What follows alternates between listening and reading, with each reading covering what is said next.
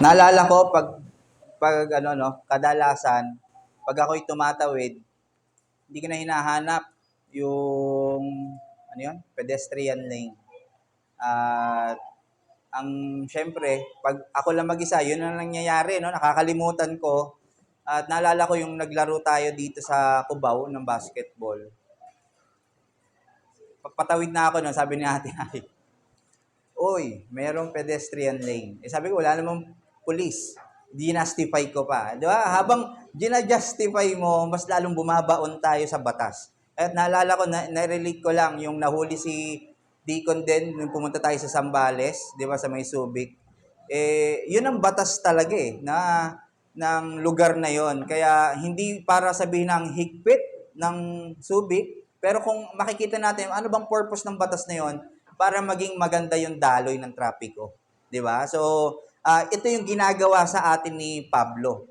Papakita niya sa atin ngayong umaga na ang batas ng Diyos o kautusan ay hindi para higpitan tayo o para tayo ay sakalin, para maging KJ tayo sa buong mundo or sa labas ng mundo, pero para makita na ito ay para sa ating sanctification. Okay? So, dito tayo sa ating binuksan sa Romans 7:7-13.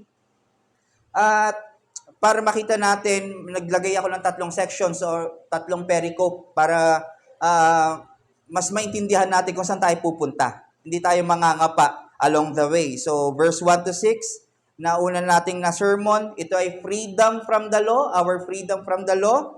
At 7-13, ito yung function of the law, ito yung itatakal natin ngayon. At yung 14-25, ito yung factual life of a Christian. Okay? So, recap lang tayo para makuha lang natin ng konti, para makabelo tayo na itong 6 and 7, di ba muli, ito ay parenthetical, chapters ng 5 and 8. And again, ang purpose ng 6 and 7 ay to give assurance sa justification na nakuha natin sa chapter 5, na ito ay reliable at matatag at maaasahan. At para ma-assure ang readers na ang grace ng Diyos ay hindi di nagdudulot sa atin ng pagkakasala, sinasabi dito na ang grasya ng Lord ay in-overpower niya ang 2 bagay na gumapos sa atin na nagli-lead sa kamatayan. Ito ang sin at ang law. Ang sin ay nagdudulot ng kamatayan sa lahat ng tao at ang law na ang resulta ng paglabag dito ay kamatayan. So sa chapter 6 na ilatag ni Paul nang maigi ang kasiguraduhan na wala nang dominion ng sin sa isang tao. Nilinaw ni Paul na by no means na tayo ay dapat mag-continue pa sa kasalanan kasi we are dead with Christ. Hindi parang disconnect kung tayo ay mamumuhay pa rin sa kasalanan. At nailatag nga niya yon ng maayos. At dito naman sa chapter 7, yung isang bagay na tayo ay pinalaya ng grasya, ito yung law. Na pinapakita rin ni Paul na sigurado talaga ang ating justification at walang ibang pupuntahan. Ang justification, ito ay mga justified sinners, ito ay para ma-sanctify sila. Kung maaalala natin, meron 3 sections. Di ba? Yung kanina nga, freedom, function at factual life. At last time ay naituro sa atin na by default, we are married or united sa law. Ang natural man, nung siya ay lumabas sa sinapupunan ng kanyang ina, siya na ay united agad sa law. Ibig sabihin, nakapailalim na tayo sa curse ng law. Sabi nga ni Cotton Mather, na isang Puritan, until the gospel of the Lord Jesus Christ arrives unto us, the law, kalimutan ko yung mali. Wait lang Sorry. The law pronounces unto us as nothing but curses. We hear nothing but a thunder of wrath cursing us. Kita nyo, ang law, ang diulot lang sa atin dito ay sumpa. This is a beauty of the gospel kasi dahil by God's grace, we sinners are freed from the law through the crucifixion of Jesus Christ. He took our penalty, bore our sins on the cross, and died for our place. At isa pang katotohanan na napakaganda na sinabi-sabi sa atin sa verse 1 to 6 na we are no longer married sa law. At tayo ay married na kay Christ. Napakaganda na itong katotohanan na to. Na we are now united and one with Christ. Itong relationship natin kay Christ ay permanent. Ito ay irrevocable, walang divorce, at meron itong hindi maitatangging bunga, inevitable fruit. Meaning, nagbubunga ito ng kabanalan sa pagsunod sa Diyos. Kaya we are challenged sa truth na ito. Nung last time na if we are now truly married kay Christ, lagi nating isusuot ang wedding ring. Bilhin tayo doon. No? Ano bang wedding ring natin kay Christ? A means of grace. As a sign of symbol na tayo ay in Christ, nagpa-partake tayo ng sacraments. Okay? Ang Lord's table at ang water baptism, nagpapaalala na ito ay senyales na tayo ay kaisa kay Kristo at parati tayong dapat maging clingy. Hindi lang sa simula, pero hanggang sa natitirang oras natin. Through thick and thin, for better or for worse, for richer, poorer, in sickness and in health. Kahit sa anong oras, situation, trials, we are to cling to Christ. At kung dumating yung araw, mga kapatid, na nakabitaw tayo sa pagkakakling natin kay Christ, take heart. Christ is holding us from this day forward to eternity. He is interceding for us that our faith will not fail, and He will always be reminded that nothing can separate us from His love. Napakaganda ng ginawa ni Kristo. Pero pastor, kung pinalaya na tayo sa law, so pwede na natin gawin ng mga bagay na gusto natin. By no means. May it never be. Yung ating liberty o kalayaan sa law ay hindi nangangahulugang magiging lawless na tayo. As sinners justified and married to Christ through faith, yes, we are now released from the curse of the law, but still we uphold the law. Meaning may bago na tayong relasyon sa law. At ito ang mensahe natin ngayong umaga, titignan natin maigi kung ano ang function ng law o ang kautusan. Let us read our passages today. Romans 7:13. This is the very word of God. What then shall we say, that the law is sin? By no means. Yet if it had not been for the law, I would not have known sin. For I would not have known what is to covet if the law had not said, you shall not covet. But sin, seizing an opportunity through the commandment, produced in me all kinds of covetousness. For apart from the law, sin lies dead. I was only alive apart from the law, but when the commandment came, sin came alive and I died. The very commandment that I promised life proved to be death to me. For sin, seizing an opportunity through the commandment, deceived me, and through it killed me. So the law is holy, and the commandment is holy and righteous and good. Did that which is good then bring death to me? By no means. It was sin, producing death in me through what is good, in order that sin might be shown to be sin. Through the commandment might become sinful beyond measure. I have a confession. Siguro totoo nga yung bali-balita na ito ay isa sa pinakamahirap na passage. Hindi mga theologians ay sobrang nahirapan din dito. Yung buong 7, yung tatlong pericope, 'di ba? Tatlong sections. Yung una mahirap, mas mahirap, pinakamahirap. Bakit? Kasi experiential na ito. Ito na yung nangyayari sa tao. Okay? Kung maalala natin, ang pride at pag-asa ng Diyos ay nakabase sa pagsunod nila sa law. Very precious sa kanila ang law. Kaya alam ni Pablo, pwedeng itanong ng Diyos sa kanya or i-rebut, teka Pablo, kaya ba sinasabi mo sa chapter 6 na we are no longer under law but under grace? Kasi kasalanan niyo ang law? Kaya mo ba kami sinasabing hindi na kayo under sa law dahil masama ang law? Kaya mo ba sinasabi na pinakawalan na kayo sa pagkakasal sa law kasi walang maidudulot na maganda ang law sa tao. Dahil kung mapapansin natin, di ba? Sa previous chapters, kahit tayo may isip natin, o nga no, law parang ang sama ng kautusan. Nasabi ni Paul sa mga previous chapters about sa law ay parang isang bagay na nakakatakot. Na pag nandun tayo, ay nasa masamang bagay tayo. Di ba sa chapter 3 to 4, sinabi ni Pablo na walang advantage ang nasa law at hindi nagja-justify?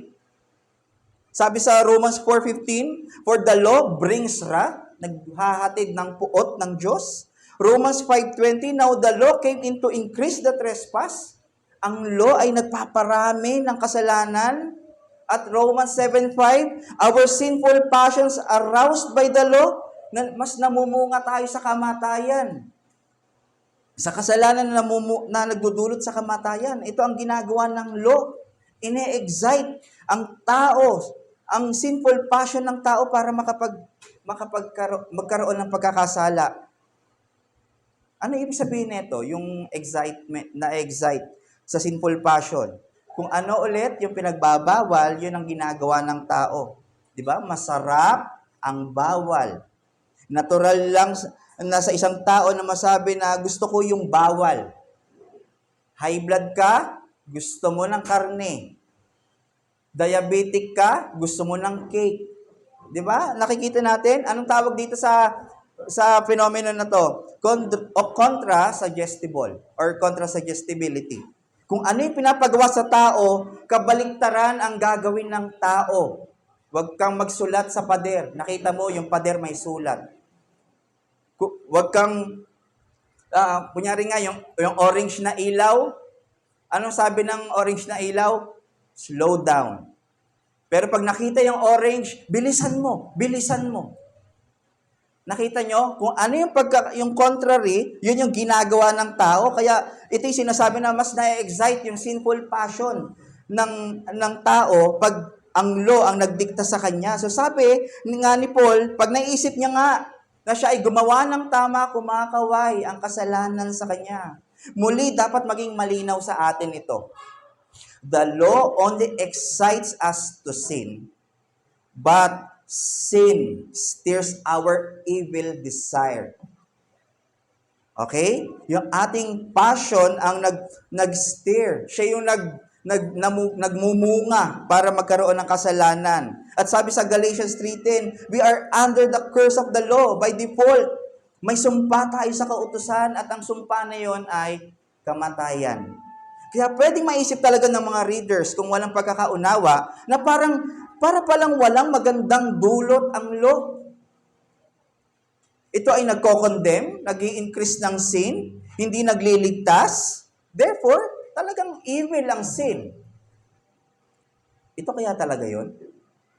Kaya itong sasagutin natin. Sasagutin ni Pablo sa mga tanong din natin. And I think, laging sinasabi dito sa mga tanong na to, ito yung mga, yung pilosopo ng mga tao. Di kailangan. Pero I think pwede rin natin itong tignan sa honest question. So pwede na pala. Sa honest question ng isang tao na hindi pa nakakaalam sa kautusan. Kaya sabi, tayo ba ay kailangan magkasala pa dahil under na tayo ng grace? By no means. Itinatanggi ito ni Paul. At kung ang law ay kasalanan, by no means pa rin. Ang sasabihin niya sa atin mamaya, the law is good, holy, and perfect. Kaya ang gagawin ni Paul, sa passage na to, i-explain niya ng marahan ang function ng law. Sa verse 7, sasabihin niya, the law exposes or reveals sin. Sa 8-9, it excites or activates sin. Sa 10-11, it imposes penalty to death. At sa 12-13, it reveals the magnitude of sin, yung bigat ng kasalanan. So may dalawang puntos tayo, mga kapatid. Una, the law reveals the sinfulness of sin. Pinapakita ng kautusan ang kasamaan ng kasalanan. Pangalawa, the law points us to the gospel. Tinuturo tayo ng kautusan sa ebanghelyo. Number 1 point, the law reveals the sinfulness of sin. or pinapakita ng kautosan ang kasamaan ng kasalanan. So we have to take note that if there is no law, mga kapatid, there is no sin. Wala kang paglabag kung walang batas. Okay? Meaning, kung walang batas, walang kasalanan. Walang mamamatay. Yun nga lang, meron. Kala natin wala. This leads us again sa Garden of Eden. Nung kinain nila ang forbidden fruit, ang fruit of the tree of knowledge, yung pagkakain nilang yon, nahiya sila at nagtago. This shows na alam nila na may nilabag silang kasalanan. Diba? Pag yung gripo sa CR, nasira mo, tatago ka lang, hindi ako yun. Hindi mo naman aamin. Meaning, sa simula pa lang, mga kapatid, may batas na ang Diyos. Saan makikita? Sa Genesis 2:16-17 at sa Genesis 1. Pero mag-focus tayo sa Genesis 2:16-17 na huwag mong kakainin ang prutas ng pagkakaalam at pwede mong kainin ng lahat ng mga prutas maliban dito. Sabi sa Romans 5:12, therefore, just as sin came into the world through one man, si Adan to, and death through sin, and so death spread to all men because all sin. So it is clear na ang sin ang naghatid sa death sa tao at nagpakalat sa buong mundo. Hindi ang law. Okay? At ang role lang ng law, nagkaroon ng muka at value ang sin. Pumasok ang Decalogue. So, pwede nyo tanongin, ano kayang nilabag ni Adan sa Decalogue? And we can say all. Kasi sabi sa James, pag nilabag mo ang isa, nilabag mo na ang lahat. Sabi sa Romans 7:7b, sabi ni Paul, yet if it had not been for the law, kung hindi dahil sa law, I would not have known sin. Pastor, di ba alam na alam niya yung alam na alam ng tao na nakakagawa siya ng mali? Di ba? Merong parang alam natin mali. Kasi rational being tayo Yes, tama ito. Alam natin. Pero kung nakabase lang sa tao, ang pag-judge kung tama o mali, nagiging subjective, nagiging relative ang tingin natin sa kasalanan. Kunyari, yung anak ni Eli, yung high priest sa Shiloh, sa tabernacle, meron siyang anak na si Hophni at si Phinehas. Nag-commit sila ng extortion, nag-commit sila ng sexual immorality sa tabernakulo na pinag-uutos kay Eli na pag merong nagkaroon ng pagkakasala, disiplinahin mo at ikat mo sa Israel. Ginawa ba ni Eli? Hindi. Hindi niya nirebuke ang anak niya, bagkus, anong ginawa niya? Nagtanong, bakit niyo ginawa yan? Ba't kayo nagkasala? Nakita niyo po ba rito? Kahit anong sagot ng dalawang anak niya, hindi yan ma-justify kung bakit sila lumabag sa Diyos. Kaya ang sabi ng Diyos, mas ino-honor mo pa, sabi niya kay Eli, ang anak mo kaysa sa Diyos. Kaya ang lahi ni Eli, ang ginawa, hinatulan ng Diyos ng kamatayan. Kinat sa Israel. Nangyari ba yon? Sa chapter 4, chapter 5. At sa aralin natin sa chapter 6, makikita natin doon yung providence ng Lord na doon namatay ang mag-anak na ito. Nakita po ba natin? Kung nakabase lang ang lente ng tao, ang base lang tayo sa pag-judge kung may kasalanan o hindi sa lente ng tao, pwedeng maging mapusyaw. Pwedeng maging mababaw ang value ng kasalanan. Pwedeng maging mabango ang kasalanan, in fact, at pag-aanin ang kasalanan. Pero kapag ang lente ng law, ang gagamitin natin, tatanggalin nito yung maskara ng kasalanan. It exposes kung gaano kabaho, kadumi ang kasalanan. Sasabihin sa atin ito kung ano talagang itsura ng kasalanan. Di ba si Robin Hood, nagnanakaw para sa mahihirap. Pero itapat mo yung Decalogue, it is still stealing. It is a sin. Commandment number 8, LGBT. Thou shalt not commit adultery. Nakatago sa maskara ng love. Sinning ito, mga kapatid. Itong trabaho ng sin to deceive us. Sabi ni Paul sa verse 10, for sin, seizing an opportunity through the commandment, deceived me, niloko ako, nilinlang ako, and through it, namatay ako.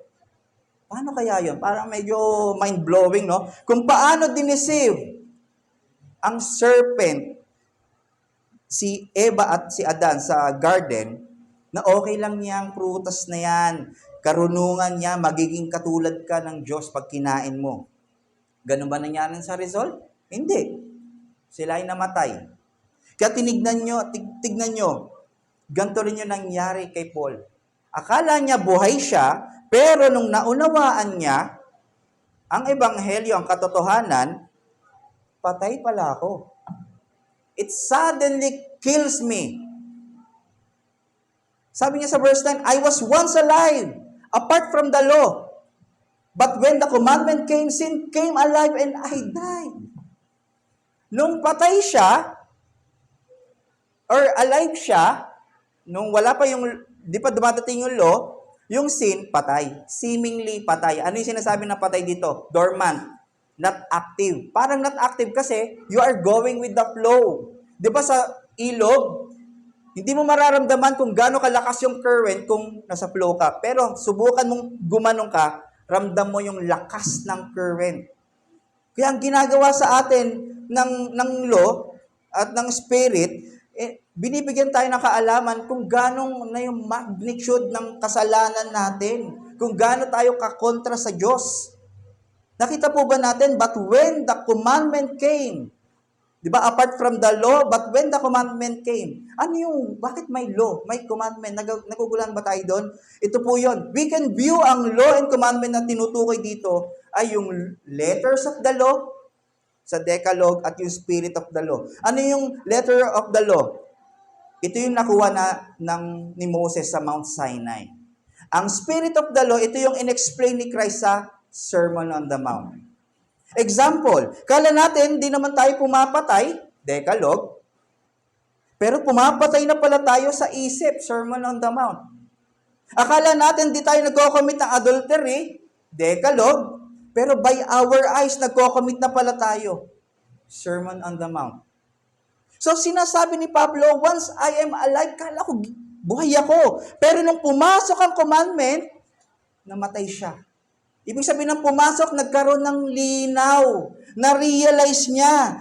Yes, well-educated siya sa law. Alam na alam niya ang law bago pa siya na-convert. He was a Hebrew of Hebrews. As to the law, a Pharisee. Circumcised siya nung 8-day-old niya. Sinusunod niya ang Decalogue. Tinuturo niya ang Decalogue. Kaya ang alam niya, siya ay secured.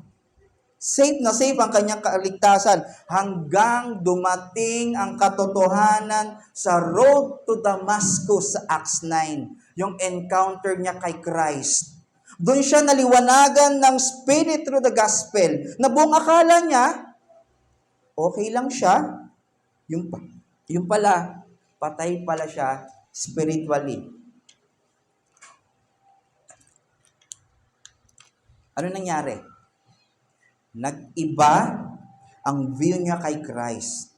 Na siya dati ay persecutor ng church, persecutor ng followers ni Christ. Ngayon, ang view na niya sa sarili niya, blasphemer. Sabi sa 1 Timothy 1:13-15. Persecutor, insolent opponent, root opponent. He's the foremost sinner. Hindi niya, take note dito hindi niya sinabing, I was a foremost sinner. Pero sinabi niya, I am. Kinikilala pa rin niya, nagkakasala siya. I am, hindi the. Ako. Or I am the chief sinner. Yung mga credentials niya naglaho sa paningin niya. Binasuro niyang lahat dahil wala sa mga iyon ang kailangan niya. Nakita niya ang sarili niya na isang maduming pulubi na namamalimos ng grasya ng Diyos at ng awa ng Diyos na katulad ng namalimos kay Jesus sa Matthew 15 na kahit namumo o breadcrumbs lang ang mapunta sa kanya.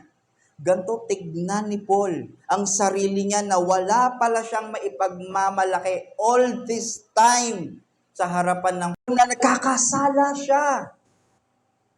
Kaya magsasite siya dito ng isang kasalanan na hindi niya alam, nako-commit niya pala. Ang commandment number 10, thou shall not covet. Romans 7b, 8, for I would not have known what it is to covet, if the law had not said, you shall not covet. But sin, seizing an opportunity through the commandment, produced in me all kinds of covetousness. Na-excite siya nung siya ay, hindi niya alam, nung wala pala siya sa Panginoon talaga, covet pala siya ng covet. Yes, very aware siya na nagko-covet siya ng mga wala pa siya sa conversion. Pero nung tumama sa kanya yung truth, mas nagkaroon ng bigat yung pag-iimbot. Di ba? Yun yung Tagalog nun. Mas nagkaroon ng muka, ng kulay, nakita niya yung abominable, ang bagay na ito sa mata ng Diyos. Ang covetousness ay hindi maliit na kasalanan. At very interesting, bakit covetousness ang shinare niyang sin? Ano ba ang covetousness? Sabi ni John Piper, covetousness is desiring something so much that you lose your contentment in God. Ang covetousness or pag-iimbot, though siya ay last commandment, it is not the least. Sabi ni Michael Horton, ang covetousness is the root of all sin in the commandments. Commandment number 1, pag nilabag mo yung thou shall have not no other gods before me, you are coveting na magkaroon ka pa ng ibang God. Number 2, thou shall not make idols, you are coveting na mag-serve at mag-worship pa ng iba. Diba? Sabi sa Colossians 3-5, put to death, therefore, what is earthly in you? Sexual immorality, impurity, passion, evil desire, and covetousness, which is idolatry. Commandment number 2 pa lang yun. Number 3, thou shall not take God's name in vain. You are coveting God's name sa iyong sariling gain. In Jesus' name. Pinapatunguhan mo talaga si Christ o ginagawa mo lang magic word ang in Jesus' name? At kayo na magtuloy. And so forth. Ang ganda nito. Yung covetous, tignan nyo mula 4, 5. Yung 4, Sabbath rest. Nagko-covet siya sa ibang rest. Okay? Meaning, i-commit mo ang paglabag sa lahat ng utos dahil sa sin ng covetousness. Pag tinamaan ka nito. And even Jesus warned His disciples sa Luke 12:15 that they must be on guard against all covetousness. Ang pag-iimbot. Gusto niya magkaroon ng contentment lang sa Diyos, kay Kristo, sa Ebanghelyo. Ang covetousness ay heart problem. Kaya ito yung inopen ni Pablo as an example. Hindi mo na kailangan gumalaw externally para magkasala. Ito ay yung mismong intensyon ng puso ng isang tao. And only God can see that sin. Yes, covetousness may accumulation externally, pero nagsisimula yan sa puso. Kaya sinabi sa verse 11 ni Paul, dito pa sa chapter 7, na ang sin ay diniceive siya. Na akala niya ay buhay siya, pero patay pala spiritually. It is not about how much he obeyed the law.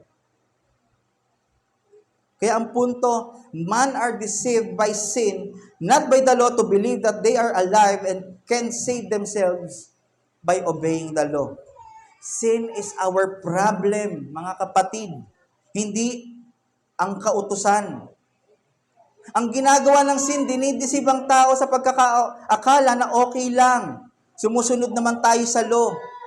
Sa pamamagitan ng paggawa ng tama, pagsisimba, pagiging reliyoso, pagmamahal sa kapwa. Yan yung sinasabi ng sin, mahalin mo lang siya. Ligtas ka na. Hindi naman laging parang pumatay ka. Hindi. Maliligtas ka. Dahil nagbibigay ka sa kapwa, tumulong ka sa matanda, may 100 points ka sa langit. Ito mga kasinungalingan ng sin. Ayos lang yan, basta wala kang dinedehado, which is a big lie. Isang kasinungalingan. Dahil ang remedy at ang solusyon ng ating problemang ay ang gospel.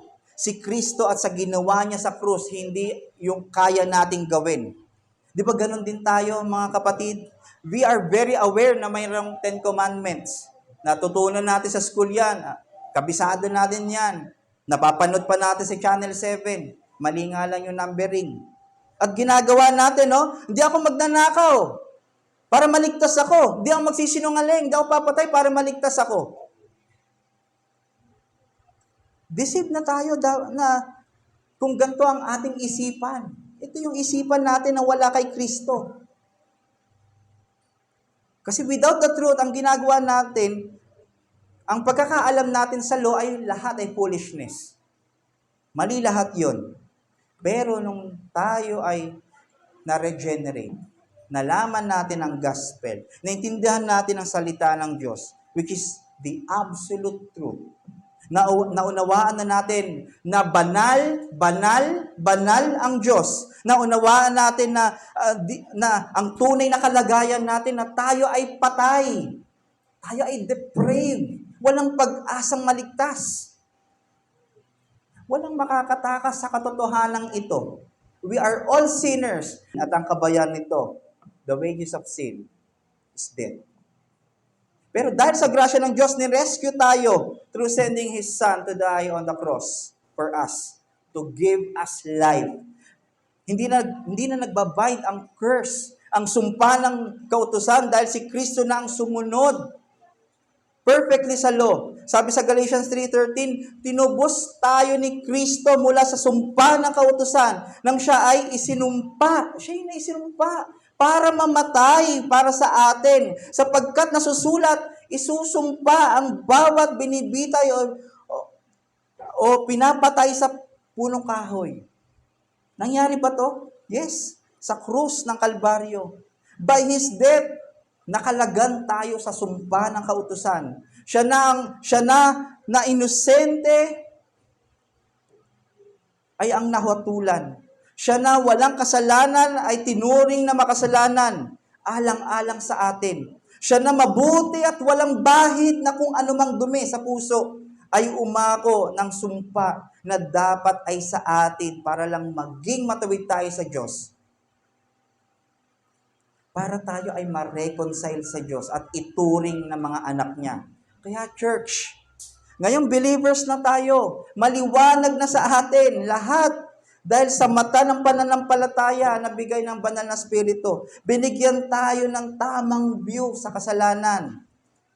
Kaya ang challenge sa atin, be vigilant and serious in resisting temptation and fleeing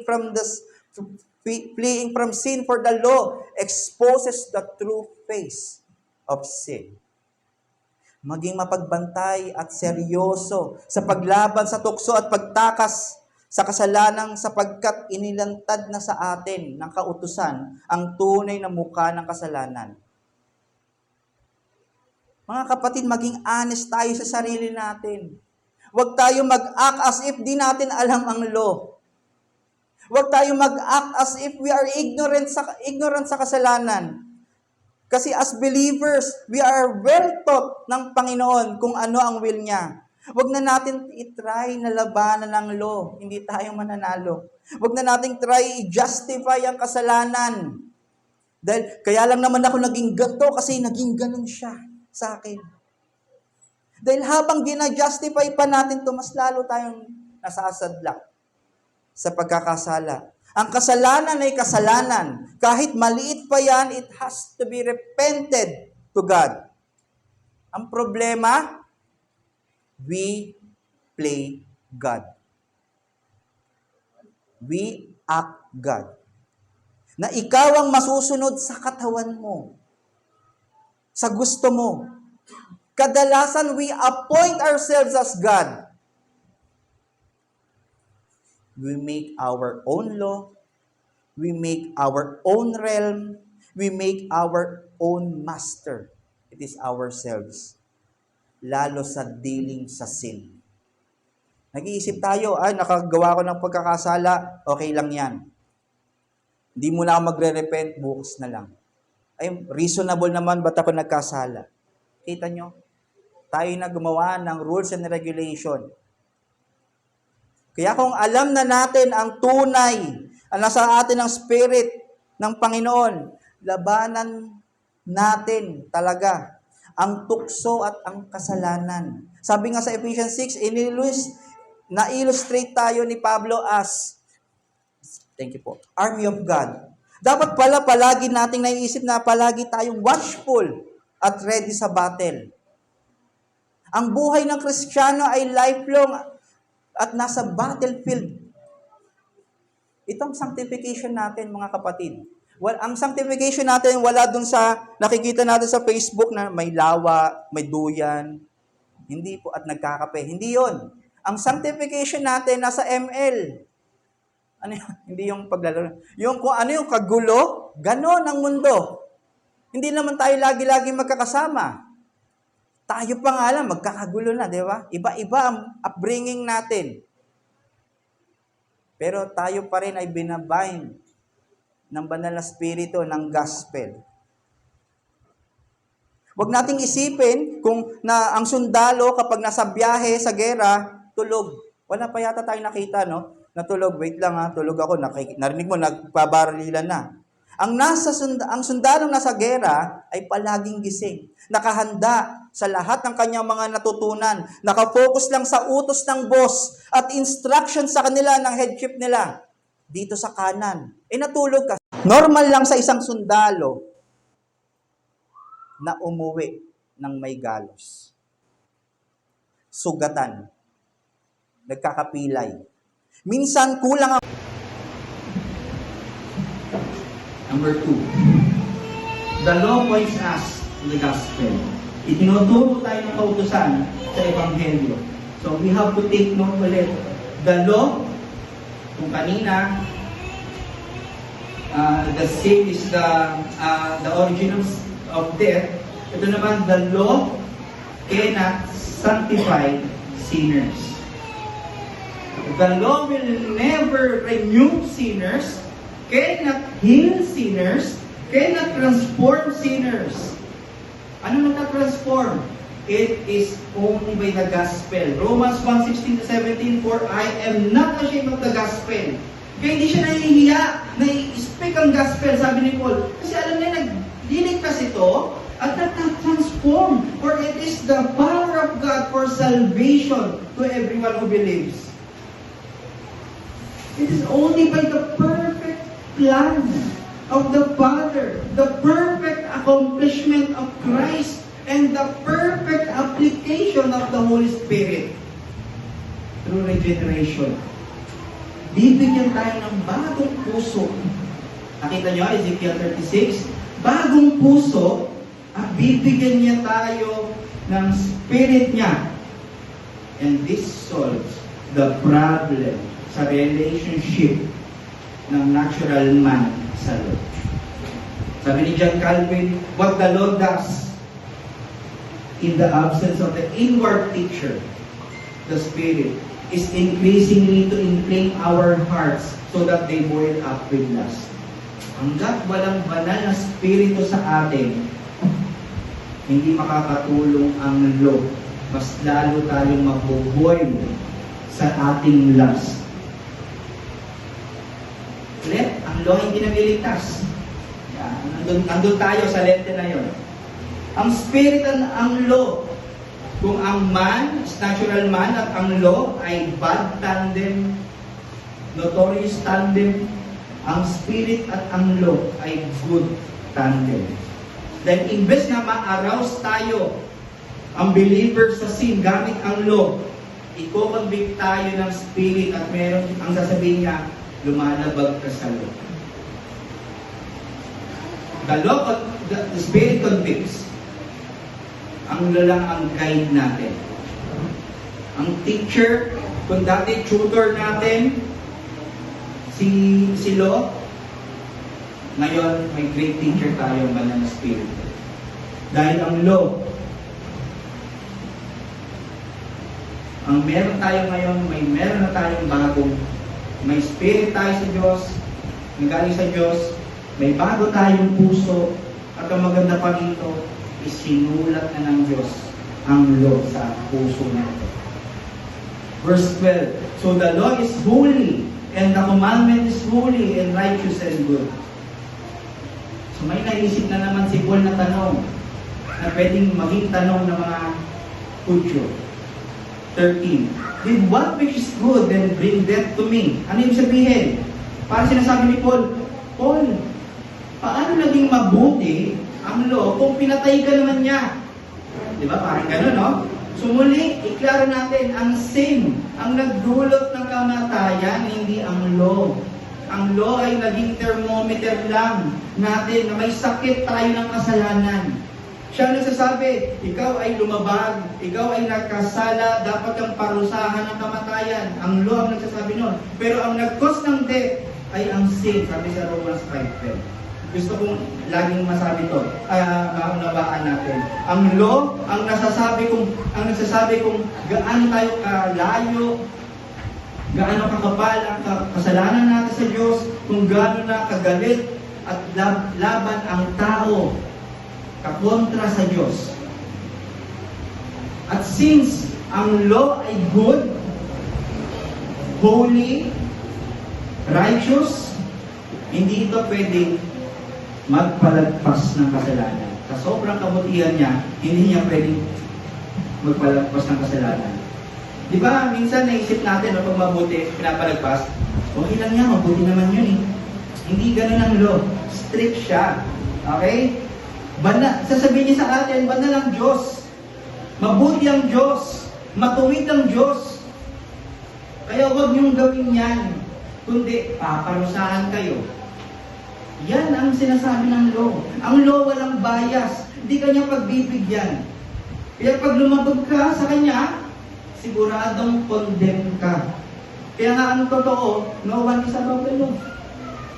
Ang law hindi porket sumunod ka sa batas trapiko ng ilang beses, tapos ngayon, lumabag ka, hindi mo pwedeng sabihin yung reason na sumunod naman ako ng 10 times na tama.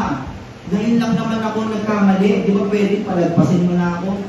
Hindi pwede. Ang law ay law. Nakita po ba natin kung gaano kabanal ang law? Kung gaano ka-perfect at kabuti ang law? The law demands holiness from us, equity or fairness, and justice and uprightness. Ito ang role ng law. At naging guide ito ng bayan ng Israel sa Old Testament. Naalala niyo po ba? Sa Galatians 3:24, the law was our guardian, sabi ni Pablo, until Christ came in order that we might be justified by faith. Ang meaning na guardian ito ay tutor. Isang tutor ng isang bata na taga-saway o taga-disiplina, ito ang gagawin mo. Kasi bata pa. Pero in time nga, di ba, nakapag-aralan natin sa sanctification na in their riper years. Doesn't mean matandang-matanda. Basta sa kanyang panahon ay siya itatawagin ng Panginoon kung siya ay talagang mananampalataya. Ang law ang ginamit ng Diyos hindi para maging harmful sa bayan ng Israel, but to protect them. Ang law ang ginamit ng Diyos para i-gather at ma-connect siya sa bawat generations. Na kinikilala niyo ang Decalogue, ay dito ako. Imagine kung walang ganun. Hanggang dumating yung araw na fully revealed ng gospel kay Kristo. Doon hindi nagliligtas ang law, sinasabi lang ng law na wala kahit isa sa inyo ang makakagawa ng dinediman ko, maliban sa isa na makaka-perfect na pagsunod sa perfect na demand ko, at ito si Kristo through the gospel. Kaya ang punto, what the law requires, kung ano dinedemand ng law, Christ fulfills, and it is through the gospel. Meaning, all throughout the Old Testament, ang law, ang lahat ng law ay nagtuturo kay Jesus Christ. Sangayon po ba kayo dito? Ceremonial law, all the sacrifices and ritual points to Christ. Yung typology. Kung mababasa natin sa Leviticus, lahat yon nagpapatungkol kay Kristo. Sinashadow nila yung parating na ultimate sacrifice. Yung mga ritual at sakripisyo na ginagawa sa Leviticus, gagawin ni Kristo once and for all. Pinipicture doon yung bloody redemptive plan para sa mga sinners na nangyari ito sa kamatayan ni Kristo sa krus. Once and for all, the sacrificial atonement. Sinasabi dito na si Kristo ang ultimate expiation and ultimate propitiation. Ang expiation, cleansing, covering sa part ng non-offend. Ang propitiation ay pag-aapis at pagtanggap sa sacrifice. Ito naman ay part sa na-offend. Expiation ay doon sa view na para sa ating na-offend. Propitiation ay para doon sa ating na-offend. Ang essence ng ceremonial law sa Leviticus 16 ay ang passive obedience ng Diyos. Sa moral na naman, ang essence naman dito ay proactively, ay mag-obey siya perfectly sa law. At ito nga, si Kristo.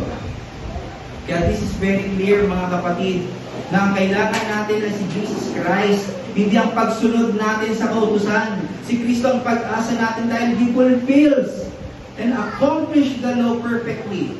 Sinabi niya sa Matthew 5:17, "Do not think that I have come to abolish the law or the prophets. I have not come to abolish them, but to fulfill them." Maraming Christians ngayon, save na ako, wala na akong obligasyon na gawin. Pwede ko lang gawin ng lahat. Hindi na ako mawawala sa salvation.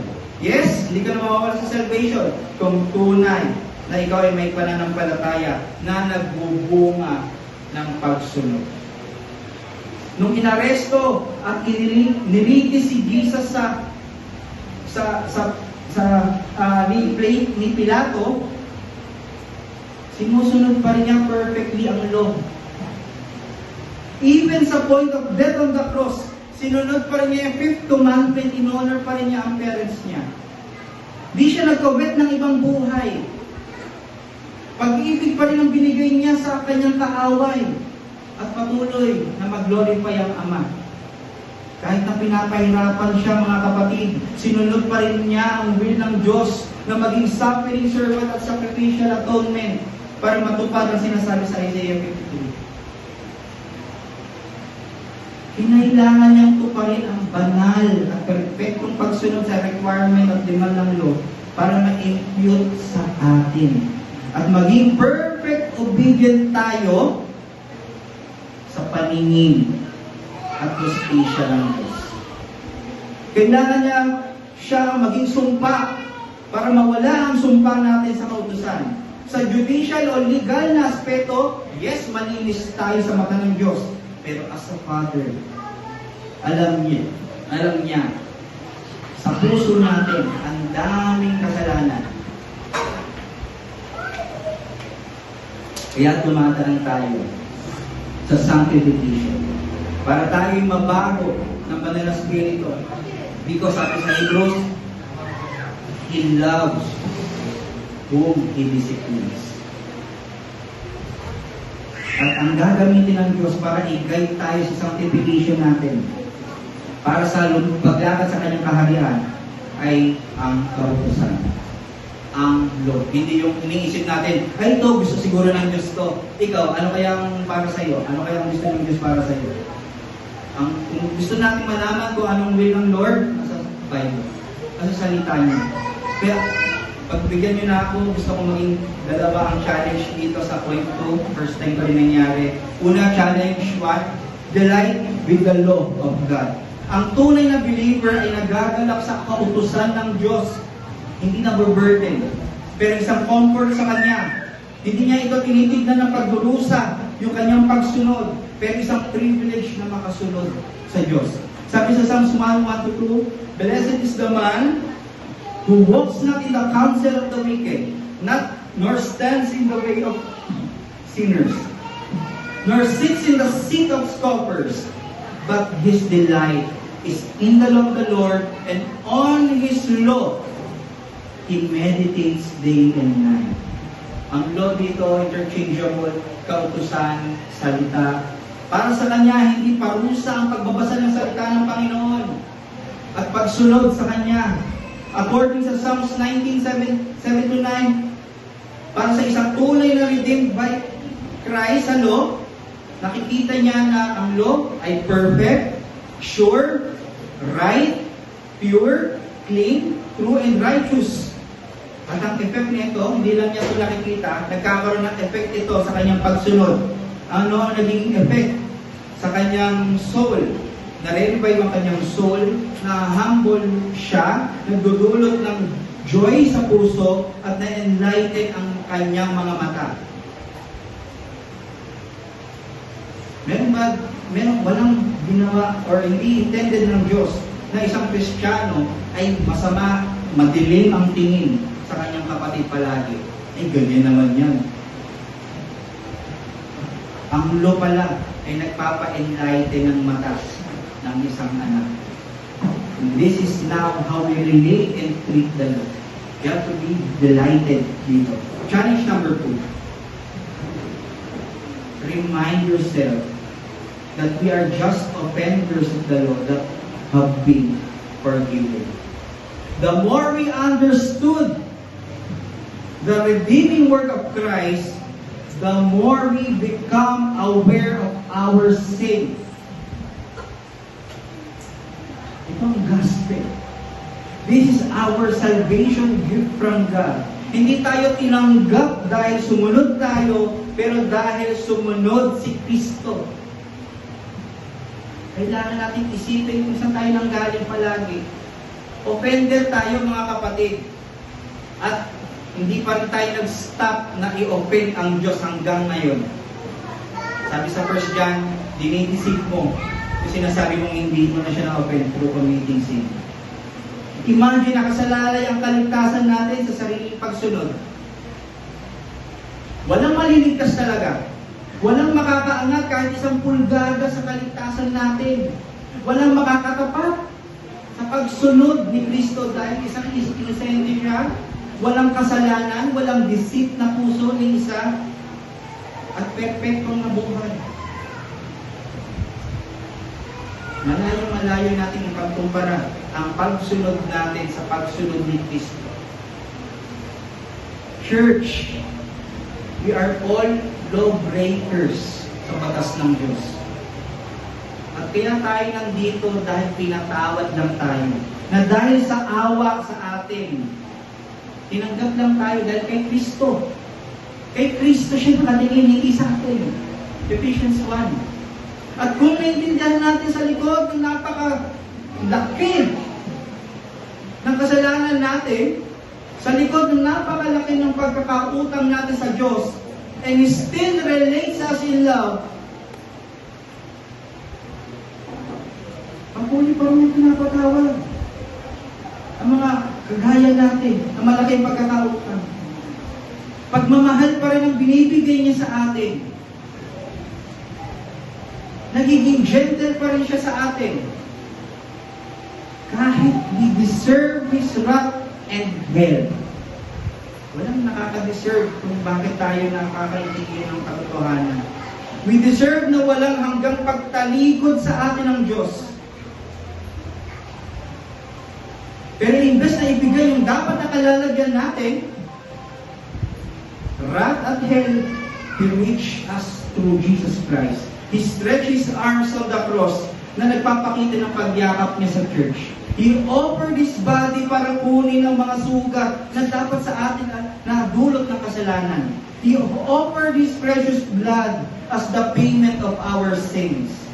The more we understood the law, mga kapatid, we will appreciate the forgiveness of God in Christ's work all the more. And the more na nagsisink in sa atin ang forgiveness na meron tayo, the more na maibibigay din natin ito sa iba. Mas lalago tayo sa pagpapatawad. What do we expect, mga kapatid? What do we expect, church? Lahat tayo lawbreakers. Lahat tayo sinners. May kanya-kanya tayong kasalanan. Selfish tayo. Deformed tayo. Kaya nga tayo nire-reform ng gospel. Hindi na Martin Luther. Ginamit lang sila Martin Luther. No? Ang tunay na nag-reform sa atin ang gospel, ang salita. At paano natin matutugunan ang tawag sa atin na i-maintain ang unity as a church? kung madamot tayong ibigay ang pagpapatawad, ang pag-ibig. Para ma-maintain natin ang unity ng church, umibig tayo. Humingi tayo ng tawad at magpatawad. At paano natin ito gagawin? Ang hirap. Siya naman ang nanguna. Ano ang magdadrive sa atin para magpatawad? Ito ay muling pagtingin kay Kristo. Kung para magpatawad ka, tingin ka kay Kristo. Hindi yung level ng sinya. Kung hingi ka ng tawad, tatanggapin kaya niya ako, tingin ka kay Kristo. Magtiwala ka sa grasya niya. Malalagpasan ko pa kaya itong sitwasyon na to na nasa temptation ako, tingin ka kay Kristo. We have really, if we are really in Christ and if we really love Christ, we have to abide in His commandments. Anong concise form nito? Love God and love others. Love your brothers. And by this, we will be more and more and more and more conformed to our head, Jesus Christ. Ito ang end goal sa atin ng Panginoon na maging kawangis ni Kristo, hindi ng mundo. Romans 8:28-30. Kaya kapatid, kung struggle ka sa sin, kung nag-struggle ka sa sin at akala mo parang hindi mo siya malalagpasan, kinukonfig ka ng banal na spirito, nasalamin mo ang ginawa mong sin sa loob, at nasa sayo, pinalino na sayo ang tunay na mukha ng kasalanan. Ang sinasabi sa atin ngayon ng mga challenges natin, seryosohin mo ang laban. Mag-exert ka ng effort para malabanan ang kasalanan ito. Hindi lang ito mind games, pero kailangan ng strength ng katawan to fight. Tiyagain mo ang laban, huwag kang susuko, huwag mong hahayaan na magkaroon ng foothold sa Satan sa iyo. At di mo ito makakaya, hindi mo talaga makakaya kung hindi ka titingin kay Kristo sa laban na ito. Sa grace at love niya na displayed sa cross, Romans 5:8.